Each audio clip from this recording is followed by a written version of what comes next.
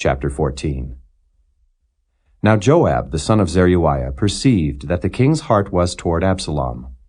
And Joab sent to Tekoah, and fetched thence a wise woman, and said unto her, I pray thee, feign thyself to be a mourner, and put on now mourning apparel, and anoint not thyself with oil, but be as a woman that had a long time mourned for the dead. And come to the king, and speak on this manner unto him. So Joab put the words in her mouth. And when the woman of Tekoah spake to the king, she fell on her face to the ground, and did obeisance, and said, Help, O king. And the king said unto her, What aileth thee? And she answered, I am indeed a widow woman, and mine husband is dead. And thy handmaid had 2 sons, and they 2 strove together in the field, and there was none to part them. But the one smote the other, and slew him.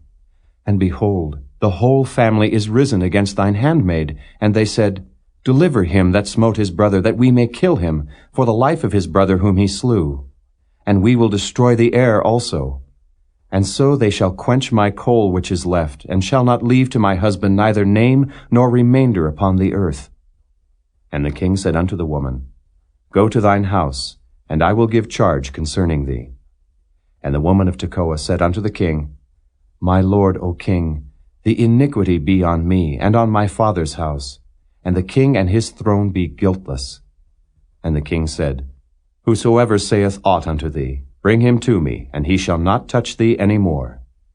Then said she, I pray thee, let the king remember the Lord thy God, that thou wouldest not suffer the revengers of blood to destroy any more, lest they destroy my son. And he said, As the Lord liveth, there shall not one hair of thy son fall to the earth. Then the woman said, Let thine handmaid, I pray thee, speak one word unto my lord the king. And he said, Say on. And the woman said, Wherefore then hast thou thought such a thing against the people of God? For the king doth speak this thing as one which is faulty, in that the king doth not fetch home again his banished.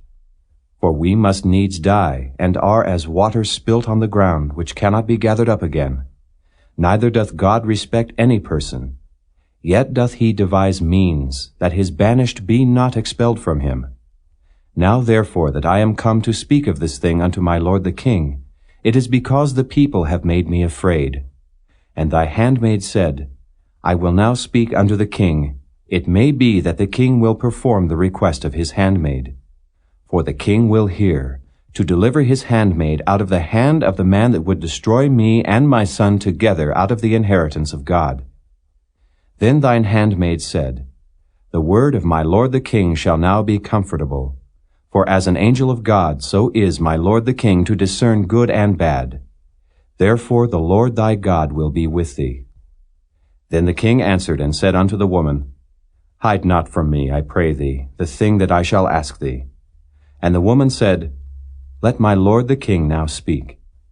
And the king said, Is not the hand of Joab with thee in all this?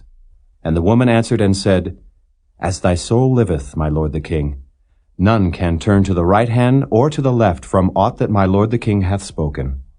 For thy servant Joab, he bade me, and he put all these words in the mouth of thine handmaid.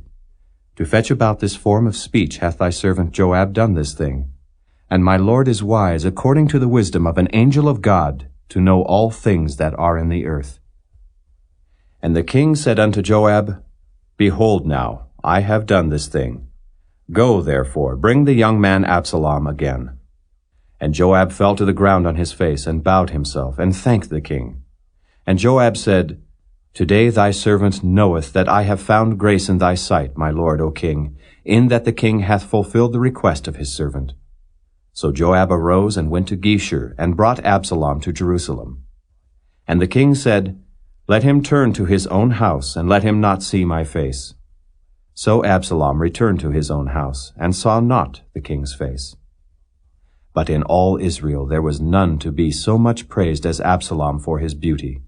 From the sole of his foot even to the crown of his head there was no blemish in him. And when he polled his head, for it was at every year's end that he polled it, because the hair was heavy on him, therefore he polled it. He weighed the hair of his head at 200 shekels after the king's weight. And unto Absalom there were born 3 sons and 1 daughter, whose name was Tamar. She was a woman of a fair countenance. So Absalom dwelt 2 full years in Jerusalem, and saw not the king's face. Therefore Absalom sent for Joab, to have sent him to the king. But he would not come to him. And when he sent again the 2nd time, he would not come. Therefore he said unto his servants, See, Joab's field is near mine, and he hath barley there. Go and set it on fire. And Absalom's servants set the field on fire. Then Joab arose, and came to Absalom unto his house, and said unto him, Wherefore have thy servants set my field on fire? And Absalom answered Joab, Behold, I sent unto thee, saying, Come hither, that I may send thee to the king, to say, Wherefore am I come from Geshur? It had been good for me to have been there still. Now therefore let me see the king's face, and if there be any iniquity in me, let him kill me. So Joab came to the king, and told him. And when he had called for Absalom, he came to the king, and bowed himself on his face to the ground before the king. And the king kissed Absalom.